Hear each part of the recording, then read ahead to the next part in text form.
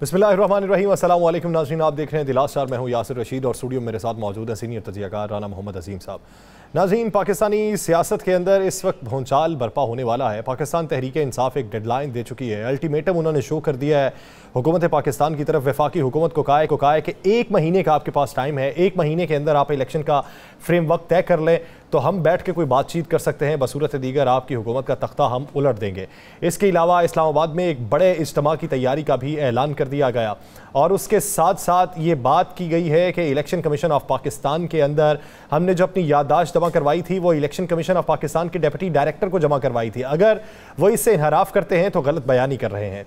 इसके साथ साथ बड़ा एक बोल्ड फैसला किया गया चेयरमैन PTI इमरान खान की जानिब से कि उन्होंने जो 9 हल्के हैं ज़िमनी इंतखाबात में, उसमें खुद उम्मीदवार बनने का फैसला किया है। उनका कहना था कि मैं खुद मैदान में उतरूंगा। इससे पहले वो 5 हल्कों में उम्मीदवार रह चुके हैं और 5 हल्कों से वो जीते भी थे, लेकिन अब की बार वो 9 हल्कों में मैदान में उतरना चाहते हैं और अगर 9 हल्कों में जीत जाते हैं तो एक नया रिकॉर्ड कायम हो जाएगा।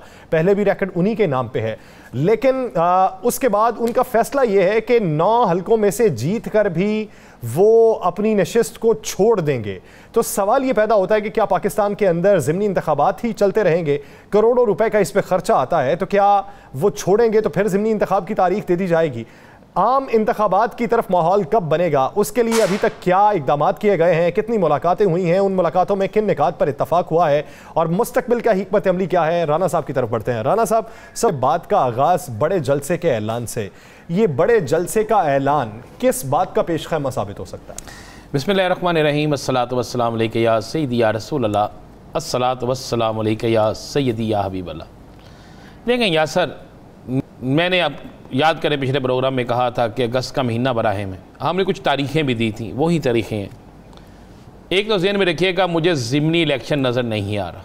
ये 9 हल्कों वाला मुझे किसी हल्के का भी ज़िमनी इलेक्शन नज़र नहीं आ रहा। अच्छा, दूसरी बात है कि इमरान खान फैसला कर चुका है, बिल्कुल फाइनल डिसीजन कर चुके हैं खान साहब कि अब मैंने लड़ना है और हर सूरत में लड़ना है। लड़ने का मतलब है मैंने सियासी मैदान में लड़ना है, कोई लड़ाई झगड़ा नहीं मैं कह रहा। और सियासी मैदान में लड़ने के लिए उन्होंने अपनी तैयारी मुकम्मल कर ली है। पंजाब उनके पास है, KPK उनके पास है, गिलगित बल्तिस्तान उनके पास है, कश्मीर उनके पास है। अब वहाँ से आने वाले काफ़िलों को कोई नहीं रोक सकेगा। अब वहाँ से आने वाले काफ़िलों पे लाठी चार्ज नहीं होगा। अब वहाँ से आने वाले काफ़िले जो हैं उनके लिए आंसू गैस के शेल उस तरह इस्तेमाल नहीं होंगे। हाँ, इस्लामाबाद की हदूद में आप कर सकते हैं, लेकिन क्या इतने बड़े मजमे को, इतने बड़े काफ़िलों को ये रोक सकेंगे? आज वैसे मैं आपको बताऊँ कि आज इन्होंने तमाम सूबों से पुलिस की नफरी मांग ली है इस्लामाबाद में कि जी हमारे पास नफरी कम है, जितनी मर्जी ये नफरी मांग ले, जो मर्जी कर लें। खान साहब फैसला कर चुके हैं आज़ादी के महीने में आज़ादी का। हो सकता है वो डेट अनाउंस कर दें 14 अगस्त, हो सकता है वो 13 अगस्त की रात हो सकता है 19 अगस्त हो, 17 अगस्त हो, कोई एक दिन हो जाए। लेकिन ये महीना जो है यासर, ये फैसला कुन महीना है। इस महीने में फ़ैसला होना है और हर सूरत में फ़ैसला होना है। और फैसला देखें, एक चीज़ तो बड़ी क्लियर और वाज़े हो चुकी है, इमरान खान के ख़िलाफ़ दूसरी दफ़ा रजीम चेंज ऑपरेशन हुआ है ना। मुझे एक बात बताए, जिस तरीके से उन्हें इलेक्शन कमीशन का फ़ैसला जो है, क्या वो तुक बनता था? ये पहला पाकिस्तान की हिस्ट्री का फ़ैसला होगा कि पाकिस्तान में पैसा लाना जुर्म बन गया। हमेशा यहाँ से सियासतदान बाहर लेके जाते थे, मनी लॉन्ड्रिंग करते थे, अरबों पे लेके जाते थे, अपने मुनाजमीन के नाम लेके जाते थे, अपने ज़ाती अकाउंट्स पे डालते थे, तहरीक इंसाफ के अकाउंट। मतलब एक जगह भी ये साबित नहीं कर सके कि जनाब इमरान खान ने ये पैसे बनी गाला में लगाए, इमरान खान ने ये पैसे फ़लाँ जगह पे लगाए, इमरान खान ने ये पैसे फ़लाँ जगह पे। जो शख्स अपनी वसीयत ये करता है कि मेरी ज़िंदगी के खात्मे के बाद, मेरे मरने के बाद मेरी सारी जायदाद शौकत खानम ट्रस्ट की होगी, तो उसने क्या करना है? फ्रॉड करके, उसने पैसे चोरी करके क्या करना है यासर? तो उसके साथ जब ये करेंगे तो इमरान खान एक हकीकत है, हमें मानना चाहिए। जिस तरह हम कहते हैं कि नवाज शरीफ एक हकीकत है, हम कहते हैं कि असफ अली जरदारी एक हकीकत है, हम कहते हैं कि जनाब मरियम नवाज शरीफ एक हकीकत है, तो मानना चाहिए कि इमरान खान एक हकीकत है और इस वक्त वो पाकिस्तान की सबसे बड़ी सियासी हकीकत है। मानना चाहिए, क्यों नहीं मानते हम? तो अब अगर आप ये कहें कि क्या, देखें, एक तो खान साहब फैसला कर चुके हैं, आपने पूछा फैसला कर चुके हैं, और फैसला ये जो जलसा होगा ना, इस जलसे में अहम तरीन ऐलान होगा। चलें कल के प्रोग्राम में ऐलान भी बता देंगे। चले ऐलान से कल के प्रोग्राम में बता देंगे ऐलान क्या होगा। ये भी इंशाल्लाह हमारा प्रोग्राम ही जो है ब्रेक करेगा, कल के जलसे में बता देंगे। आपकी आदत है ना, आपकी आदत है कुछ चीज़ें बता देते हैं, आधी चीज़ें जो हाजमे वाली होती हैं वो आप बता देते हैं, कुछ चीज़ें वो जो है बताने वाली हैं वो आप खुफिया रख लेते हैं। कुछ चीज़ें होती हैं मैं प्लानिंग के हवाले से बात कर लेता हूँ। आपने वो बात की है कि इन्होंने नफरी तलब की है और कम नफरी का इन्होंने उज़र बनाया है कि वफाकी दारुल-हुकूमत में नफरी कम है। इसके पीछे मंतिक क्या लगती है ऐसे वक्त में जब आपको पता हो कि सूबों के अंदर आपकी हुक्मरानी भी नहीं है, तो नफरी कैसे मिलेगी? देखें, नफरी मंगवाएंगे, ये अपना कानूनी नुक्ता नज़र पूरा करना चाह रहे हैं, ये हर चीज़ कर रहे हैं, उन्हें नफरी भेजना भी पड़ेगी। आपकी इस खबर से मुझे एक और पहलू लगता है। जी जी, वो पहलू मुझे ये लगता है कि नफरी तलब करेंगे, नफरी आएगी नहीं, और जब नफरी कम होगी तो फिर नफरी कमी का जवाज बना के फिर रेंजर्स भी तो डिप्लॉय की जा सकती है। रेंजर तो कर चुके हैं, रेंजर तो कर चुके हैं। फिर वो जवाज बनाएंगे ना कि हमने नफरी तलब करनी थी, पुलिस को तैनात करना था, पुलिस नहीं है तो इसलिए रेंजर तो कर चुके हैं। रेंजर जो है ऑलरेडी 2 माह के लिए कर चुके हैं। पाकिस्तान की रेंजर, पाकिस्तान के फौज कभी अपने लोगों पे फायरिंग नहीं करेगी, कभी अपने लोगों पर तशद्दुद नहीं करेगी। जो ये प्लानिंग चाहते हैं ना, ये नाकाम हो जाएगी। पहली बात है, क्या कोई पुरतशद्दुद मुजाहरा होने जा रहा है? आप यहाँ से अंदाज़ा लगाएं कि इलेक्शन कमीशन के बाहर इन्होंने 3 एहतजाज किए, मौजूदा हुकूमत ने 3 दफ़ा एहतजाज किए, मजे के बयान भी दिए अब ये एहतजाज करने जा रहे थे, इन्होंने बंद कर दिया। तो इन्होंने देखे कितना सब्र का किया कि इन्होंने F9 में अपना एक एहतजाज रख लिया। आपने वो शहरी रहमान साहिबा का बयान सुना? उनका ये कहना है कि कोई तुक ही नहीं बनता इलेक्शन कमीशन ऑफ पाकिस्तान के बाहर जाके एहतजाज करें। तो तो जब ये लोग गए थे वहाँ गोलगप्पे खाने गए थे, जब ये वहाँ पे एहतजाज करने गए थे, कोई क्रिकेट मैच था, जब ये वहाँ गए थे क्या करने गए थे? ये बस कौम को पागल बनाने की एक की जा रही है। यासिर साहब, हम आपको खबर देते हैं, अवाम अब जान चुकी है सही क्या है गलत क्या है। खान साहब इस जलसे में अहम तरीन ऐलान करेंगे। अब खान साहब के इस जलसे को रोकने के लिए इस वक्त भी प्लानिंग शुरू हो चुकी है। खान साहब के इर्द गिर्द लोगों को छोड़ दिया गया है, एजेंसीज़ की ड्यूटी लगा दी गई है। खान साहब के इर्द गिर्द के लोगों से पूछा जा रहा है, टेलीफोन टेप होना शुरू हो गए हैं। जो सहाफ़ी खान साहब से मिल के आता है उसकी टेलीफोन पे गुफ्तगू टेप शुरू हो जाती है, उसके इर्द गिर्द बंदे भेज दिए जाते हैं, उनके घर के मुलाजमीन साहब से पूछा जा रहा है खान साहब जो है क्या करने जा रहे हैं, क्या करेंगे। आप बीती तो नहीं सुना रहे? नहीं, आप बीते तो मेरे साथ तो हो चुकी है ना, और आपके साथ भी हो चुकी है, और आइंदा आने वाले दिनों में होती रही। कोई बात नहीं, ये हम कौन सा भारत से बात करते हैं, हमने कौन सी जाके इसराइल से गुफ्तगू करनी है? भाई हम पाकिस्तानी है, एक सहाफ़ी का काम है खबर लेना, खबर लेते रहेंगे। ये चीज़ें कोई मानी रखती नहीं। अब खान साहब को ये रोकने की कोशिश कर रहे हैं, वो नहीं रुक रहे। मैं आपको इतला एक और बड़ी खबर दे दूँ, कल एक डेलीगेशन की सूरत में डेलीगेशन जाए या खुफिया मुलाकात हो, कोई चीज़ हो, कल ये कोशिश करेंगे परवेज़ खटक साहब से, शाह महमूद कुरैशी साहब से, किसी और से मुलाकात करके इनके कोई लोग, और कहें कि जनाब अभी मुहर्रम है, हालात ऐसे नहीं है, खान साहब को रोकें, इस तरह नहीं इस तरह करें। यानी एक नया एक नया कुछ चीज़ करने की कोशिश करेंगे। लेकिन ये बादशाह आदमी है। खान साहब का ये ऐलान आज ऐलान जाके जो किया है वो फवाद चौधरी साहब ने किया है, और ये पूरी इनकी कैबिनेट जो है उसको एतमाद में लिया गया है। इत्मीनान में लेने के बाद ये सारा कुछ किया गया है, और ये मेरी और आपकी तवक्को से बड़ा जलसा होगा। हो सकता है ये जलसा धरने में तब्दील हो जाए, हो सकता है ये जलसा इतना बड़ा जलसा बन जाए, इतना बड़ा जलसा बन जाए कि उसके बाद किसी और चीज़ की नौबत ही ना आए। मैं आपको इशारा दे रहा हूँ कि हो सकता है फिर किसी चीज़ की नौबत ही ना आए, क्योंकि आपने पूछने से बात नहीं ना प्लानिंग अगर तब्दील भी कर ली है इन्होंने, इस बार स्ट्रेटजी तब्दील भी कर ली है, तो कैसे मुमकिन है कि जितना टारगेट रखा गया हो आवाम वहाँ पे पहुँचने में कामयाब हो जाए? हो सकता है कि मैं कह रहा हूँ कि पहुँचने में कामयाब हो जाए। इस दफ़ा आवाम को रोकने वाले होंगे ही नहीं। आवाम को जैसे ही रोका जाएगा तो जलसे से पहले जलसे का मकसद पूरा हो जाएगा।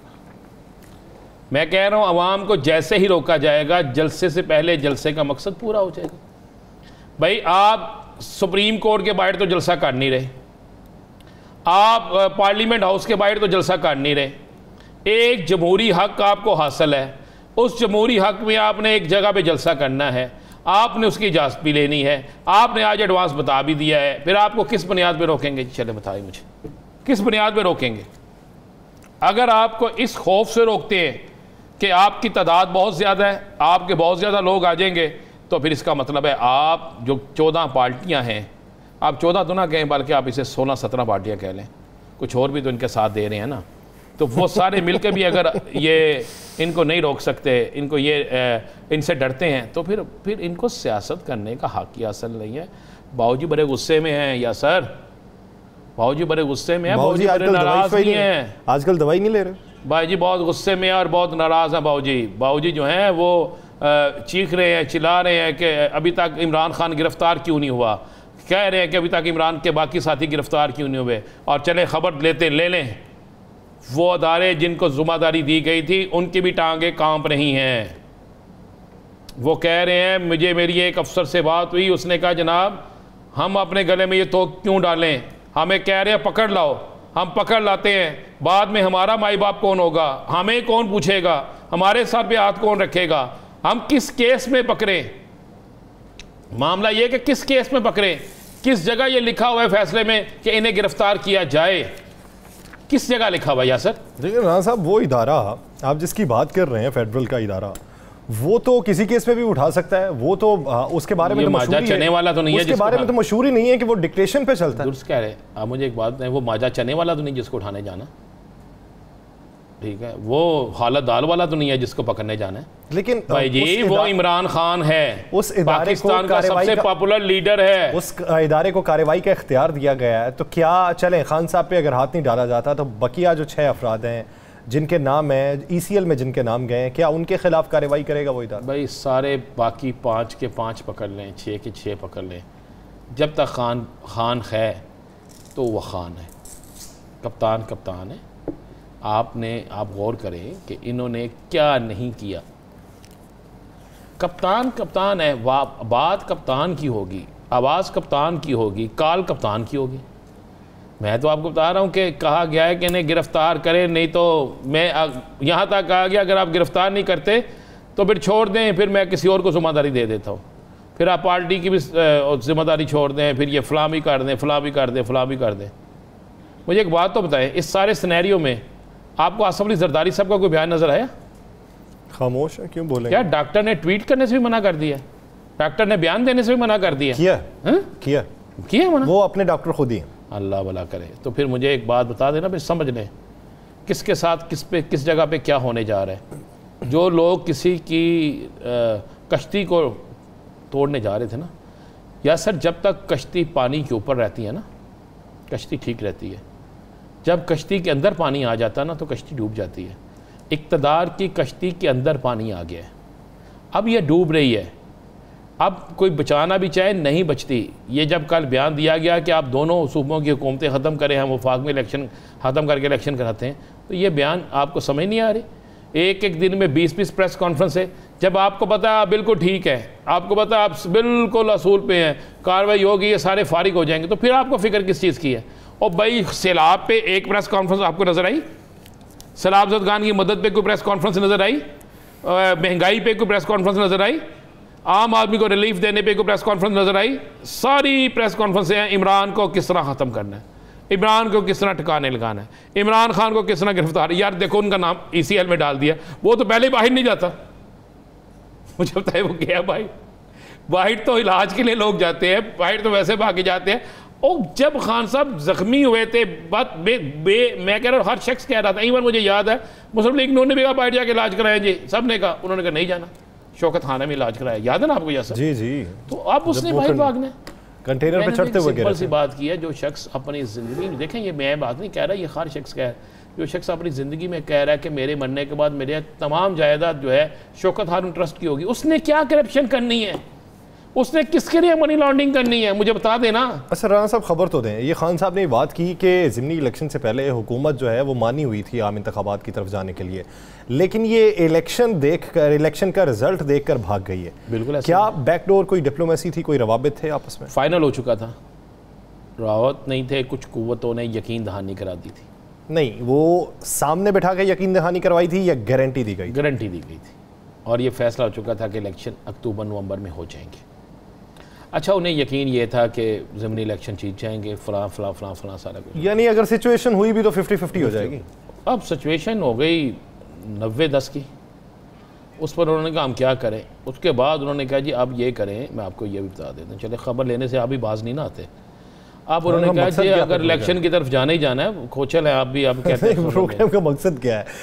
पहले हम कौन से लतीफ़े सुना रहे हैं, खबर ही दे रहे हैं। पहले ही 3 दिन हो गए, 3 दिनों के अंदर भी मखसूस बातें ना हो सके तो चलें। मैं बता देता हूँ, जब ये सारा मामला होता है तो यासर उसके बाद ये बाकायदा एक इनकी मीटिंग में आज से 4 दिन पहले एक फ़ैसला होता है कि हमें इलेक्शन की तरफ जाना ही पड़ेगा, क्योंकि हम हर हरबा भी इस्तेमाल कर लें तो इमरान खान को नहीं अभी गिरा सकते।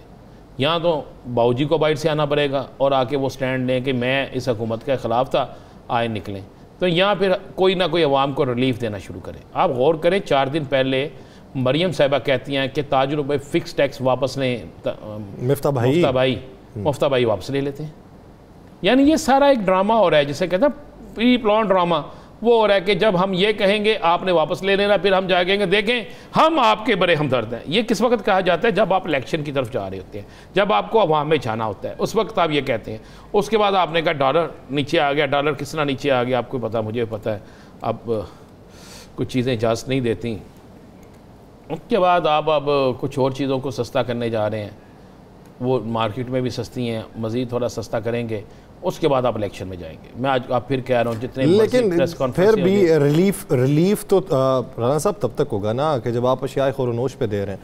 अगर उसका सारा जो मलबा है वो आपने डाल देना है बिजली के बिलों पे, तो अवाम किधर जाएंगे? एक बिजली के बिल के ऊपर 3 तरह के या 4 तरह के फ्यूल प्राइस एडजस्टमेंट टैक्सेस आयद हैं उस पर। यानी 2800 अगर बिल है तो 8000 उस पर टैक्स लगा हुआ है। तो ये जो गले पड़ेगा, ये गले की हड्डी बनेगा, इसको कैसे निकलेंगे? ये समझते हैं, इनके जहन में ये है कि अवाम बेवकूफ़ है, अवाम दोबारा हमारे बहलावे में आ जाएगी, बहकावे में आ जाएगी, अवाम दोबारा हमारे झूठ को सच समझ लेगी, अवाम दोबारा हमें पिज़राई दे देगी, 3-4 इतराफ़ से हमें सपोर्ट मिल जाएगी, खुदाई मदद जिसे कहते हैं ना, गैबी मदद हमें मिल जाएगी। ऐसा नहीं होगा। अब लोग पोलिंग स्टेशनों पे पहरा देते हैं। अब मुर्दों के वोट जितनी मर्जी आप कोशिश कर लें बहुत कम कास्ट होंगे।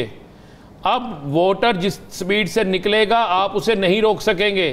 आप वोट्स, मैं तो कह रहा हूं कि जिस दिन जलसा होगा उस दिन गुब्बारे से हवा निकल जाएगी। ये सारी सवालों का जवाब मिल जाएगा। इलेक्शन हो रहे हैं या सर, मैं बिल्कुल कह रहा हूं 2022 में इलेक्शन हो रहे हैं। मैं पहले दिन से ये बात कह रहा हूं।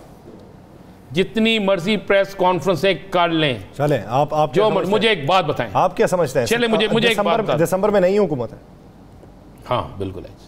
आप मुझे एक बात तो बता दें ज़रा। आज हमारे मोहतरम आर्मी चीफ साहब ने सऊदी अरब और कतर से बात की जी, यूएई से। हुकूमत हमारी किसी जगह है?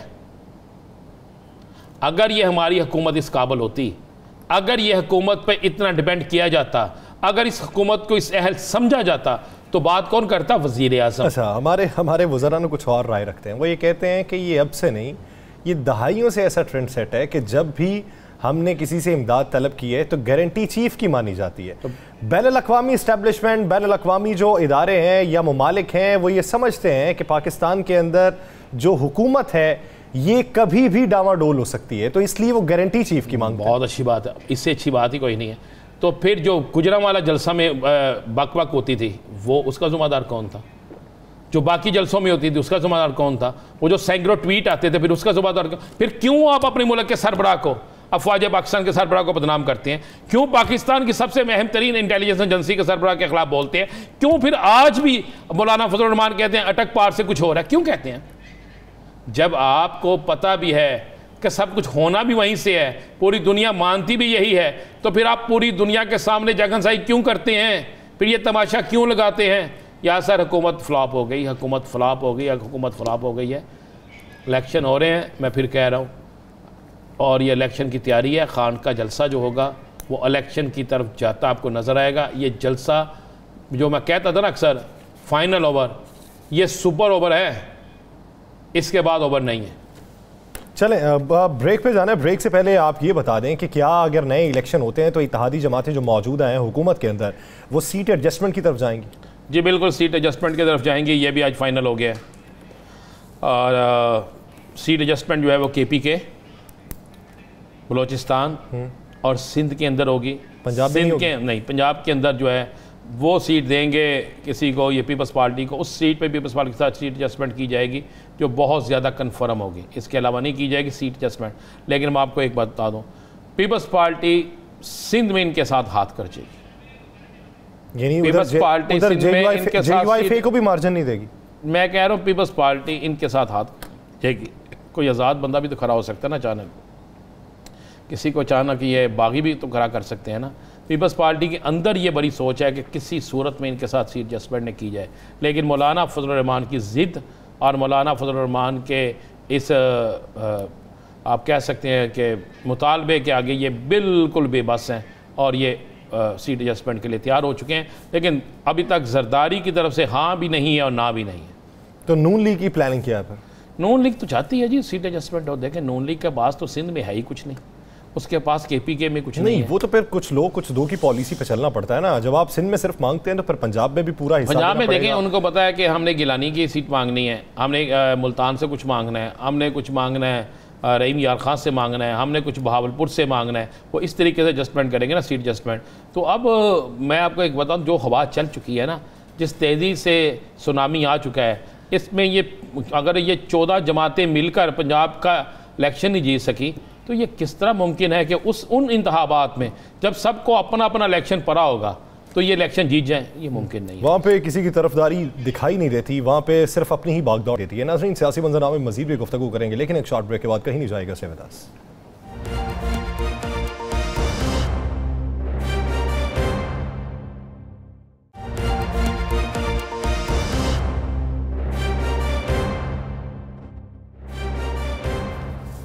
ब्रेक के बाद खुशामदीद। नाज़रीन, मौजूदा वफाकी हुकूमत जो पाकिस्तान तहरीके इंसाफ के गिर्द घेरा तंग करना चाहती है, एक ऐसा हिसार बनाना चाहती है कि पाकिस्तान तहरीके इंसाफ खुल के खेल ना सके। तो पाकिस्तान तहरीके इंसाफ ने मुस्तकबिल के गोल क्या सेट किए हैं? पाकिस्तान तहरीके इंसाफ मुस्तकबिल का मंजरनामा क्या देख रही है? उसके लिए अभी तक प्लानिंग क्या हो चुकी है? और जो इस्लामाबाद का जलसा होगा वो कितना गेम चेंजर साबित होगा? कि एक तरफ रजीम चेंज नामंजूर के नारे हैं तो इस्लामाबाद के जलसे को गेम चेंजर जलसा भी करार दिया जा रहा है। आने वाले दिनों के अंदर अगर वफाकी हुकूमत उस इस्लामाबाद के जलसे में रोड़े अटकाने की कोशिश करेगी और माजी का मंजरनामा फिर से दोहराने की कोशिश करेगी तो पीटीआई के पास उसके हिस्से में अदर प्लानिंग क्या मौजूद है, उनके पास बुक में लिखी हुई अदर स्ट्रेटेजी क्या मौजूद है, कितने मराहिल हो सकते हैं जिससे गुजरकर वो कारकुन जो पाकिस्तान तहरीक इंसाफ के जलसे में शिरकत करना चाहता है वो इस्लामाबाद पहुंच सकेगा। इसी बारे में बात करने के लिए हमें ज्वाइन किया है पाकिस्तान तहरीक इंसाफ के रहनुमा मेजर रिटायर्ड गुलाम सरवर साहब ने, जो हालिया ज़िमनी इंतखाब के दौरान मार्का भी मार चुके हैं। बहुत शुक्रिया मेजर साहब इस हवाले से अपना वक्त देने के लिए। मेजर साहब, मौजूदा सिचुएशन में अगर देखा जाए तो वफाकी हुकूमत ने हर इल्ज़ाम आपके कंधे पर रखा, मुआशी बहरान भी आपके कंधे पर डाला, आपकी गुज़श्ता हुकूमत के कंधे पर डाला, और आने वाले दिनों में वो यही कहते हैं कि अगर खुशहाली आई तो हमारी वजह से आएगी और अगर बदहाली का सामना करना पड़ा तो उसकी वजह आप हैं। तो इस सारे नैरेटिव को तोड़ते हुए पीटीआई उभर रही है और वफाकी हुकूमत उस पर कदगन भी लगाना चाहती है। आपके पास मजबूत स्ट्रेटजी क्या है? बिस्मिल्लाहिर्रहमानिर्रहीम। इन पार्टियों की जो पीडीएम में शामिल है, तारीख ये बताती है कि हमेशा ये अवामी मैंडेट का उससे भागते हैं, उससे इन्हराफ करते हैं। जब 70 में पहली दफ़ा इलेक्शन हुआ उस वक्त भी इन्होंने यही हरकत की और फिर पहले शेख मुजीब के साथ पंगा डाला और उसके बाद पाकिस्तान में जो वेस्ट पाकिस्तान था यहाँ पर नैब पर पाबंदी लगाई, और जब नैब पर पाबंदी लगाई वली खान वगैरह पर, तो फिर यहाँ पर अवामी नेशनल पार्टी बनी। इसी तरह इन्होंने मुशर्रफ के दौर में पीपल्स पार्टी पर पाबंदी लगाने की कोशिश की, वो पाकिस्तान पीपल्स पार्टी पार्लियामेंटेरियन बनी। सिपाही साहबा पर पाबंदी लगाने की कोशिश की, वो मुख्तलिफ नामों से आज भी मैदान में है और इनकी हलीफ है। हम हैरान होते हैं कि जिन लोगों पर ये पाबंदियां लगाते रहे, जिनके साथ जमहूरियत का ये दुश्मनी करते रहे, वही पार्टियां आज पीडीएम में मौजूद हैं। क्योंकि ये पाकिस्तान डाकू है और इसलिए इन सब का करूरा आपस में मिलता है। हम ये समझते हैं कि जब भी ये जितना मर्जी जोर लगा लें, मैं इनको चैलेंज करता हूं कि ना ये इमरान खान का रास्ता रोक सकेंगे और ना ही पाकिस्तान तहरीक इंसाफ का रास्ता रोक सकेंगे। मेजर साहब, इमरान खान साहब फाइनल जलसा करने जा रहे हैं, फाइनल राउंड खेलने जा रहे हैं, इस्लामाबाद में जलसा होने जा रहा है और तारीखी जलसा होने जा रहा है। अगर आप लोगों को इस्लामाबाद जाने से रोका जाता है, इस्लामाबाद की सरहद पे, सरहद हम इसलिए कहेंगे इस्लामाबाद जहाँ से शुरू होगा वो तो इलाका वफाक का आता है, तो क्या हर सूरत में जाएंगे? अल्हम्दुलिल्लाह, जब खान साहब ने पहले भी कॉल दी थी तो मैं उन लोगों में शामिल था जो डी चौक में पहुंच गए थे, और वहां पर जब हमने वो कंटेनर गिराए तो मैं उनमें शामिल था। और अब भी अब तो हमारी अपनी हुकूमत है, ये टोटल 10-15 किलोमीटर के ये तो मेयर साहब हैं, तो इन्हें पता चल जाएगा कि जब पूरा इस्लामाबाद हमारे घेराव में होगा हमें कोई रोक नहीं सकेगा। इंशाअल्लाह अज़ीज हम सब लोग जहां खान साहब दावत देंगे, जहां खान साहब हमें कहेंगे, वहां पर हर हालत में हम पहुंचे। मेजर साहब, खान साहब ये कहते हैं कि मुझे नाअहल नहीं किया जा सकता। वफाकी हुकूमत इसी तगोदों में है कि पाकिस्तान तहरीक इंसाफ को किस तरीके से डिसॉल्व किया जाए। उनकी मीटिंग्स ही यही हो रही हैं, काबीना के इजलासों के दौरान भी इन्हीं नुकात के ऊपर बातचीत हो रही है कि PTI के ऊपर किस तरीके से हम लेबल लगा सकते हैं कि ये अगले इलेक्शन में नहीं जा सकती। अगर PTI के खिलाफ कोई ऐसा फैसला होता है और वो फैसला अदालत के थ्रू होता है, तब PTI की हिकमत अमली क्या होगी? राणा साहब, मैं आपको यकीन दिलाता हूं कि PTI इलेक्शन लड़ेगी, कि जितनी मर्जी पाबंदियां लगा लें, जो मर्जी सोच लें। जब आदमी हार जाता है, जब ज़हनी तौर पर लोग शिकस्त कबूल कर लेते हैं, तो फिर वो दाएं बाएं हाथ मारते हैं। जो मर्जी कर लें, इंशाअल्लाह अज़ीज अगला जब इलेक्शन होगा PTI 2/3 अक्सरियत के साथ वापस आएगी, और इंशाअल्लाह अज़ीज जो साजिशी अनासर है और जो उनके सहूलतकार है सबको लगाम डाली जाएगी। अच्छा मेजर साहब, एक बात तो बताइए, अगर ये खबर आ जाती है कि इमरान खान साहब को गिरफ्तार कर लिया गया, रात के किसी पैर ये खबर आ जाती है, किसी दिन यह खबर आ जाती है, तो क्या तहरीक इंसाफ कॉल का इंतज़ार करेगी या तहरीक इंसाफ इस्लामाबाद की तरफ मार्च का ऐलान कर निकल जाएगी?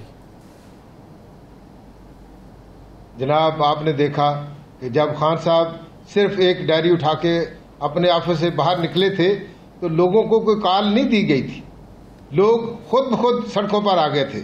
और अब अगर इन्होंने ये हमाकत करने की कोशिश की तो पूरा मुल्क न सिर्फ बंद हो जाएगा बल्कि इस्लामाबाद का ऐसा घेराव करेंगे कि फिर इनको नानी याद आएगी और फिर ये अपनी सारी चालाकियां भूल जाएंगे।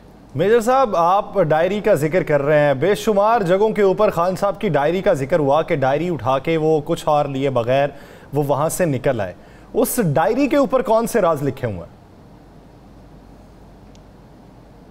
उस डायरी पर जो खान साहब बताते भी हैं, उन्होंने राज वो लिखे हैं कि जिन जिन लोगों ने गद्दारी की, जो अपने हल्फ की, जिन्होंने पासदारी नहीं की, उन सब के नाम उसमें मौजूद हैं और खान साहब के दिल पे लिखे हुए हैं और उस डायरी भी मौजूद है कि जो लोग अपने हल्फ की पासदारी नहीं करते रहे और जिन्होंने साजिश की, उन सब साजिशी अनासर का पूरा कच्चा छट्टा उस डायरी में मौजूद है।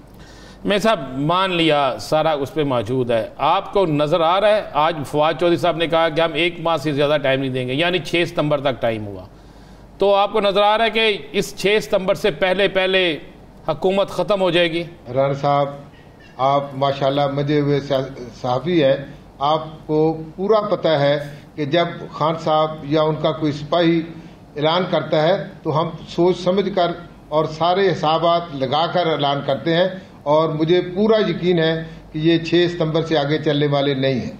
आज इनको सहारा देने के लिए कभी आर्मी चीफ अमेरिका से भीख मांगता है, कभी आर्मी चीफ UAE और सऊदी अरब से बात करता है। इन लोगों को शर्म नहीं आती कि इन्होंने अपने आर्मी चीफ को किन कामों पर लगा दिया। ये मैं खुद साबिक फौजी हूँ, ये फौजियों का काम नहीं है कि दूसरे मुल्कों के साथ रब्ता करके ये बात करें, ये वजीर खारजा का काम है या वजीर आजम का काम है। लेकिन चूंकि ये नाहल है और इन्हें खुद पता है कि हम तो उनके सामने जूते पॉलिश करने वाले लोग हैं और हमें लोग चेरी ब्लॉसम कहते हैं, तो कैसे अमेरिकी सदर से या उनके किसी आदमी से बात करेंगे? तो फिर वो आर्मी चीफ से रिक्वेस्ट करते हैं, उनके आगे हाथ बांधते हैं कि जनाब आप हमें झंझट से निकालें और कुछ हमारी मदद करें। मेजर साहब, वो कौन से इशारे हैं जिसकी बिना पर आपको ये लगता है कि ये 6 सितंबर से आगे नहीं जाएंगे? क्या कोई राबते हैं? क्या कोई मुज़ाकरात हुए? क्या डेडलॉक टूट चुका है या किसी की तरफ से गारंटी मिली? सर, हम ना गारंटियों पर यकीन रखते हैं, ना हम बैकडोर राब्ते करते हैं, ना हम गेट नंबर 4 की पैदावार है। अल्हम्दुलिल्लाह हमें अपने रब पर, अपने अल्लाह पर और अवाम पर भरोसा है। हम अवाम की ताकत से और अपने रब के हुक्म से इंशाअल्लाह अज़ीज इन सब चोरों और लुटेरों को और इनके सूरतकारों को शिकस्त फाश देंगे। और 6 सितंबर तो वैसे भी आम फौजी के लिए भी, पाकिस्तानियों के लिए बड़ा वो उसको हम सेलिब्रेट करते हैं कि उस दिन हमारी फौज ने मुल्क की हिफाजत की थी। उस दिन इंडिया ने हमारे ऊपर हमला किया था, तो 6 सितंबर से पहले हम इन चोरों को भी इंशाअल्लाह अज़ीज भगाएंगे। मेरे साहब, अभी हनीमून पीरियड है आप लोगों का पंजाब असम्बली में, और बड़ा थोड़ा सा टाइम हुआ है और फौरी तौर पर नए इलेक्शन आ जाते हैं, तो अभी तो पंजाब असम्बली की सीढ़ियाँ भी आप लोगों ने मुकम्मल नहीं गिनी होंगी, तो क्या इसके लिए तैयार हैं? जनाब, जब मैं इलेक्शन लड़ रहा था ना सर, तो उस वक्त भी मैं अपने हर जलसे में कहता था कि मैं 10-15 दिन के लिए मेहमान समझ के अपने आप को इनको शिकस्त दे रहा हूँ, और मैं ये जदोजहद जो कर रहा हूँ ये असम्बली में जाके वहाँ पर सस्ताने की या वहाँ पर जाके कोई आराम करने की नहीं है, बल्कि इन चोरों और लुटेरों को घर तक पहुँचाने के लिए हमने सिर्फ एक रास्ता अख्तियार किया है। अभी आपने देखा कि आज खान साहब ने 9 की 9 सीटों पर इलेक्शन लड़ने का ऐलान कर दिया। ये इनके मुंह पर तमाचा है। अब क्यों नहीं ये पीडीएम का सरबराह साहब मैदान में तशरीफ लाते? ये उसमें केपीके में भी इलेक्शन हो रहा है, वहां पर आके मुकाबला करें, इनको आटे दाने का भाव हो जाएगा। अब ये जैसा कि आप ये कह रहे हैं कि आपने अपनी इंतखाबी कैंपेन के दौरान भी ये बात की थी कि मैं 15-20 दिनों का मेहमान हूं, सिर्फ इसलिए लड़ रहा हूं और टक्कर देने के लिए लड़ रहा हूं, बताने के लिए लड़ रहा हूं कि पाकिस्तान तहरीक इंसाफ कितनी मकबूल जमात है। तो एक तरफ खान साहब ने 9 हलकों से खुद उम्मीदवार के तौर पर मैदान में उतरने का फैसला किया है, तो दूसरी तरफ यह भी फैसला हुआ है कि अगर वफाक नए इंतखाबात की तरफ नहीं जाता तो हम सूबाई हुकूमतों को नहीं छोड़ेंगे। तो सूबाई हुकूमतों के हवाले से फैसला क्या हुआ है? ये कब छोड़ी जाएंगी? सिर्फ आम इंतखाबात की सूरत में? जनाब, जब आदमी कोई भी जिसने मुकाबला करना हो वो सारे पत्ते शो नहीं करता। हम अपने पत्ते शो करेंगे जब मैदान में आएंगे। असल मामला यह है कि जी पाकिस्तान को बचाना है, पाकिस्तान से चोरों की जान छुड़वानी है, उन लोगों से जो 50 रुपए के स्टाम्प पर बाहर भागे हुए हैं उनको वापस लाना है, उनसे हिसाब लेना है। और आप राना साहब, अजीबोगरीब बात है, जो 4-4 अरब रुपए का चपरासी के अकाउंट का हिसाब नहीं देते, वो कहते हैं जी ममनुआ फंडिंग केस में किसी ने $50 भेजे थे, किसी ने $100 भेजा था, इनका हिसाब हम पूरा करेंगे जी। और आपकी इतला के लिए आपने खुद सुना होगा, लोग इनसे सवाल पूछ रहे हैं कि मैंने $100 भेजा है तो कैसे तुम मुझे कहते हो कि मैं ये ममनुआ फंडिंग हो जाएगी? मैं तो पाकिस्तान का शहरी हूं। तो बेसिकली इनको लगाम डालने के लिए खान साहब के पास इनकी हर चाल का एक नया मंसूबा है और इनकी हर चाल इन पर ही उलट दी जाएगी इंशाल्लाह। मौजूदा हुकूमत की चाल को लगाम डालने के लिए खान साहब के पास बेशुमार मंसूबे हैं और इनकी चालें उल्टी डाल दी जाएंगी। बहुत शुक्रिया मेरे सवाल से अपना वक्त देने के लिए। नाज़रीन, मजीद इशूज़ पे बात करेंगे, मुआशी सूरत हाल पर भी गुफ्तगू करेंगे, लेकिन एक शॉर्ट ब्रेक के बाद कहीं नहीं जाएगा। Stay with us.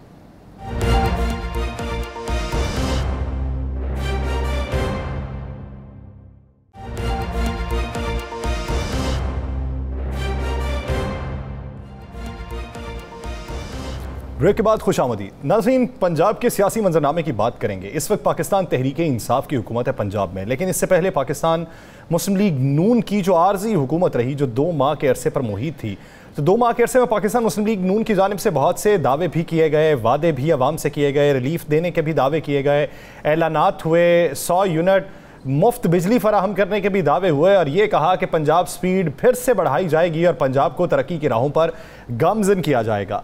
उस 2 महीने की कारकर्दगी का अगर अहाता किया जाए तो अब तक के रिपोर्ट्स क्या मुरतब हुई हैं? 2 महीनों के अंदर पंजाब ने कितनी तरक्की की है, कितने नए तरक्याती फंड्स कायम किए गए, कितने नए तरक्याती ठेके दिए गए, उन ठेकों के मुतबादिल अभी तक ज़मीनी हकाइक क्या बताते हैं? इसी बारे में बात करने के लिए हमारे नुमाइंदा जो शेखुपुरा से हैं मलिक फ़ारूक, उन्होंने हमें ज्वाइन किया है। मुशीर वज़ीर आला पंजाब आमिर सईद रान साहब हमारे साथ मौजूद हैं। तो ये पहले इस रिपोर्ट की बुनियाद क्या है, हकाइक क्या है? राना साहब की तरफ बढ़ते हैं, फिर अपने दीगर जो गेस्ट हैं उनकी जानिब बढ़ेंगे। राना साहब, क्या सूरत हाल है? 2 महीने में कितनी कारकर्दगी बेहतर हुई जो PTI की हुकूमत से बेहतर है? या सर, बड़ी मज़े वाली बात यह है कि मैंने कुछ इस पे काम शुरू किया कि देखें तो सही यार, 2 माह की हुकूमत आई और सुप्रीम कोर्ट का हुक्म तो ये था कि जनाब आपने कोई ऐसा काम नहीं करना। लेकिन हुआ क्या कि इस 2 माह की हुकूमत में इन्होंने, मुस्लिम लीग नून ने कहा यार जो कर सकते, जिस तरह वो 62-63 अचानक वज़ीर नहीं बना दिए थे, जिस तरह मशीर भी बना दिए थे, उन्होंने कहा 61 और पिछले पंजाबी में कहा अन्ना मंडेर हो रही है मुरमुर अपने का।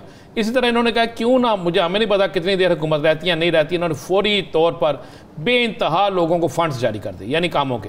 अच्छा, उसके फौरी बाद ये भी किया, मजे वाली बात है, एक काम जो 4 महीने में मुकम्मल होना है वो उधर काम दिया, उधर 1, 2, 3 या 5 दिन बाद उसकी पेमेंट भी कर दी और अपने हिस्से भी ले लिए। यानी ये लूट मार का जैसा बाजार होता है। मैं आपको एक जिंदा मिसाल देता हूँ, ये मेरे सामने कागज़ पर है, इससे शुरू करते हैं। मेरे पास 45 ऐसे चीज़ें मौजूद हैं जो हैं, लेकिन मैं आपको एक देता हूँ। ये शेखुपुरा में महकमा एरीगेशन है, अपर गोगेरा डिवीज़न शेखुपुरा में। अब यहाँ पे क्या होता है कि एरीगेशन अपर गोगेरा डिवीज़न में मई और जून में 9 करोड़ की रिकॉर्ड करप्शन है। और किस तरह करप्शन है कि एक्सीएम साहब जो होते हैं वो अपने एक SDO ताहिर महमूद और सीनियर ताब मुस्तफ़ा के साथ मिलकर उसको करते हैं, वो सारा काम कर रहा है। अब यहाँ पे काम आ जाता है कि आपने ये काम करना है, मुस्लिम लीग नून के एक MNA की फरमाइश पर वो काम दे दिया जाता है। ये स्क्रीन पे वो तमाम चीज़ें चाह रही हैं। काम जब दे दिया जाता है तो काम के बाद ये होता है कि आप काम करें, वहाँ पर जो काम आप करेंगे उस काम के बाद आपकी NOC मिलेगा आपको कि आपने काम कर दिया, फिर उसके बाद आपको पेमेंटें मिलना शुरू हो जाएंगी। अब मज़े वाली बात यह है कि वहाँ पर बिल्कुल 1% काम नहीं होता। कोई थोड़ा बहुत तो हुआ ना जी ना, सिर्फ थोड़ा बहुत ये हुआ कि अगर आटे में नमक के बराबर, हम अपनी स्क्रीन पे वो काम भी, वीडियोस भी दिखाती है जो काम पर है।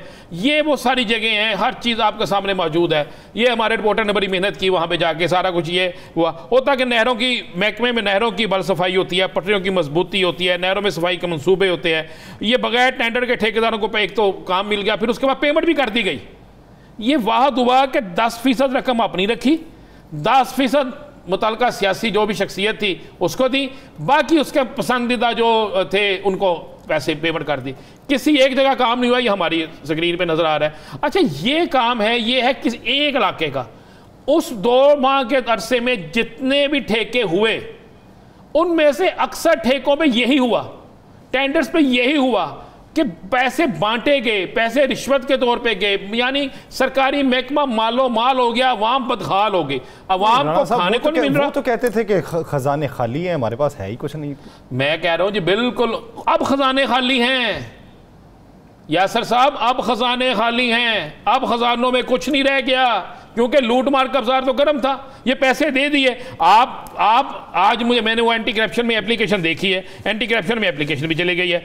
अब इस मुताबिक मैं आपको बताता हूँ, फिर हम अपने नुमाइंदे की तरफ भी चलते हैं कि ये काम जो है, इनकी तादाद जो है, ये तकरीबन कितने काम थे। ये काम है 49 काम है जी। अच्छा, उसमें एक होता सप्लाई TNP चौहाना सब डिवीज़न, कोई TNDP नहीं खरीदी गई, ना तकसीम की गई, स्टॉक रजिस्टर में दर्ज की गई, ना माहाना उसमें अकाउंट में शो की गई।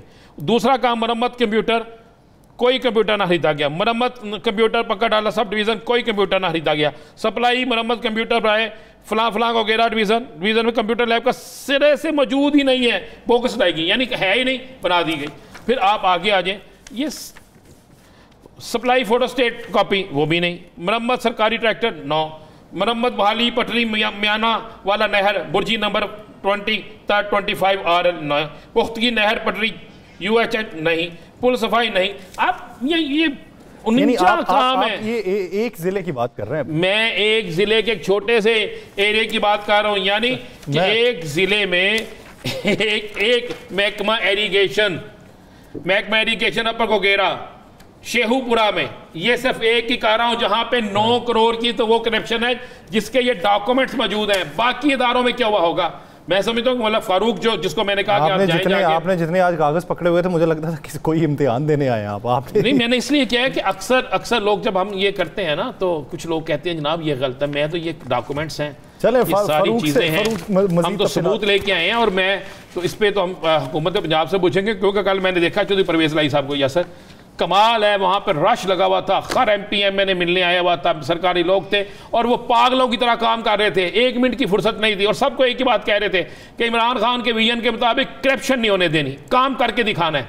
तो आमिर सईद राब भी वहां पे मुझे नजर आए इसी तरह लगे हुए, तो मैंने कहा सबसे पूछ लेते हैं। राना साहब की तरफ मैं जाऊंगा, लेकिन उससे पहले मलिक फारूक से जान लेते हैं। मलिक फारूक, ये बताइएगा क्या कोई थोड़ी बहुत बेहतरी हो गई हो शेखुपुरा में 2 महीनों में? कोई बेहतरी के आसार जिससे ये पता चला हो कि हुकूमत कोई डिलीवर करके गई? जी बिल्कुल, शुक्रिया आपने मुझे ये मौका दिया ये कहने का। और मैं तकरीबन राना अजीम साहब के कहने पर ये सारी मैं खुद जाके चीज़ों को चेक करके आया हूँ। ये शेखुपुरा की एक अपर गिरा डिवीजन है महकमा नहार की, जिसमें तकरीबन 600 किलोमीटर के करीब नहरें हैं। जो मई और जून के अंदर, क्योंकि ये माली साल का एंड होता है और यहाँ पर जितने भी फंड महकमे के अंदर मौजूद होते हैं ये सारे के सारे उन्होंने काम करने होते हैं। तो रिकॉर्ड करप्शन की गई है इस दफा, 9 करोड़ रुपए की करप्शन है ये, जिसके मैंने तमाम का रिकॉर्ड जो है वो पेपरा से भी हासिल किया, उसके अलावा अदारे के अंदर से भी हासिल किया और उनको वेरीफाई करने के लिए मैं साइडों पे खुद गया हूँ। 4 दिन तक गया, मुख्तलिफ नहरें जिनका यहाँ पे जो मैंने प्रोवाइड की हैं और अभी हमारी स्क्रीन पर चल भी रही हैं, इनको खुद जाके मैंने वहाँ पे चेक किया तो मुझे देखकर ये हैरानी हुई कि वहाँ पर 1% भी काम नहीं हुआ। यानी एक मैं नहर की मिसाल दे रहा हूँ कि यहाँ शिवपुरा में स्केप नहर है बुचाना की, और वो तकरीबन कोई 40 किलोमीटर की लंबी नहर है, उसके 2 करोड़ 12 लाख रुपए के बिल निकाल लिए गए हैं, जबकि मौका पर 1% भी काम मुकम्मल नहीं हुआ। इस तरह एक माना वाला डिस्ट्रिक्ट है जिसपे तकरीबन कोई 47 लाख रुपए के बिल निकाले गए हैं, वो मैं फुटेज दिखा सकता हूँ और मैंने भेज भी दी है कि सारी की सारी नहर उसी तरह टूटी हुई है, पटरियां टूटी हुई हैं। 3 मुझे ये बताएं, ये नहरें तो टूटी रहेंगी, पटरियां टूटी रहेंगी, जो मुतलका सियासतदान थे उनके घर तो मजबूत हो गए ना, जो एक्सियन थे, जो यहाँ पर एरीगेशन महकमा के बड़े बड़े अफसरान थे, एक्शन रियाज और दीगर, इनके घर तो ठीक हो गए हैं ना? राणा साहब आपने बिल्कुल ठीक कहा। मैं समझता हूँ सियासतदानों पर जो करप्शन के इल्जाम लगते हैं वो तो इतने ज्यादा नहीं होते, असल में हमारा जो इंजीनियर है वो बहुत ज्यादा करप्ट है। सियासतदान ये करते हैं कि यार खाली इंजीनियर किस तरह करप्ट हो गया? सियासतदानों की मर्जी के बगैर तो ना हो गया।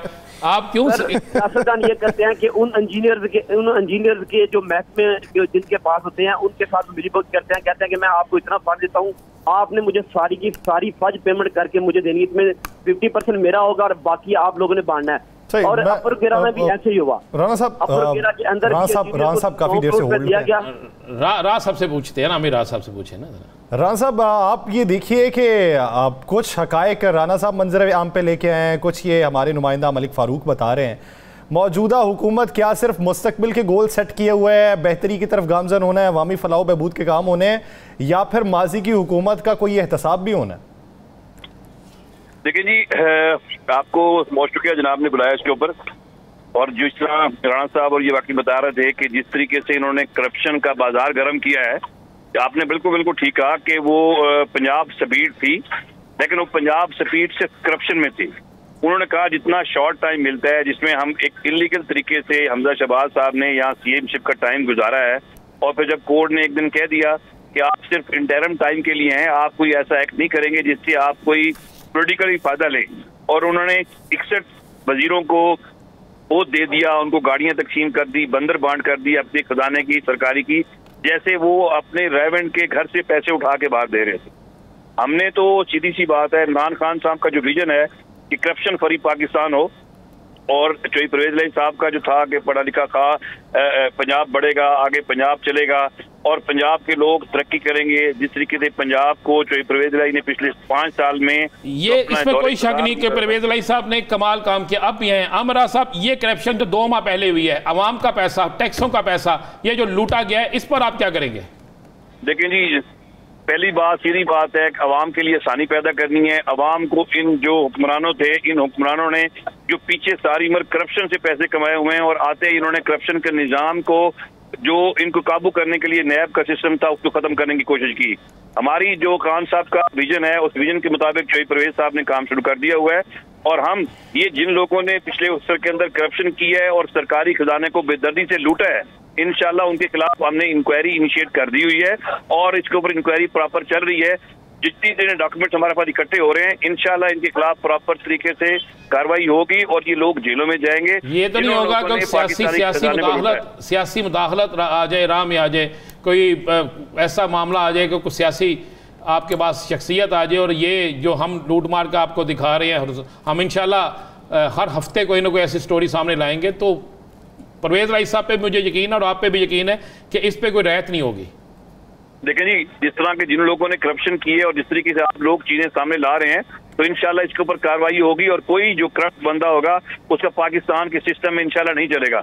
हम उसके खिलाफ कार्रवाई करेंगे और तादीबी कार्रवाई भरपूर तरीके से करेंगे और अवाम का लूटा हुआ पैसा इंशाल्लाह उनसे निकालेंगे। अवाम का लूटा हुआ पैसा इंशाल्लाह उनसे निकाला जाएगा, तादीबी कार्रवाई भी की जाएगी। आमिर सईद राना साहब इस हवाले से अपना वक्त देने के लिए मलिक फारूक आगाह कर रहे थे, आपका भी बहुत शुक्रिया। नाज़रीन, प्रोग्राम का वक्त ख़त्म होने वाला है, लेकिन याद रहे कि आज यौम इस्तेहज़ाल कश्मीर था। पाकिस्तान समेत दुनिया भर के ममालिक में कश्मीरी और पाकिस्तानी गासिबाना कब्ज़े और जोग्राफियाई जो हैयत तब्दील करने की भारत की जानिब से कोशिश की गई है उसकी मजम्मत कर रहे हैं। आलम अक़वाम को ये बात बावर करवाने की कोशिश कर रहे हैं कि वहाँ पर हिंदुओं को जो डोमिसाइल दिए जा रहे हैं और हिंदुओं को अक्सरियत और कश्मीरियों को अक़लियत में बदलने की जो कोशिश की जा रही है, इसके लिए भारत के खिलाफ आवाज़ बुलंद करते रहेंगे। और जमहूरियत का जो लिबादा उसने ओढ़ रखा है, सेकुलरिज्म का इबादा ओढ़ रखा है, उसके मुंह पर एक तमांचा मारना है कि जिसने इस हैयत को तब्दील करने के पीछे जुल्म और जबर किया, बच्चों को उठा लिया गया, यतीम बना दिए गए, उनके माओं बापों और उनकी आल औलादों पर जुल्म किया गया, उनके घर मिस्मार कर दिए गए, उनके लिए दुआ भी कीजिए और इस अज़्म का इजहार भी कीजिए कि एक दिन कश्मीर ज़रूर आज़ाद होगा और उनकी आवाज़ें जो हैं वो आलम अक़वाम के कानों में सिर्फ पहुँचेंगी नहीं बल्कि उनके लिए दीगर लोगों की आवाज़ें भी बुलंद होना शुरू हो जाएंगी। प्रोग्राम द लास्ट स्टार का वक्त खत्म हुआ चाहता है। मुझे और राना अज़ीम साहब को दीजिए इजाज़त। अपना बहुत सा ख्याल रखिएगा। अल्लाह के पास।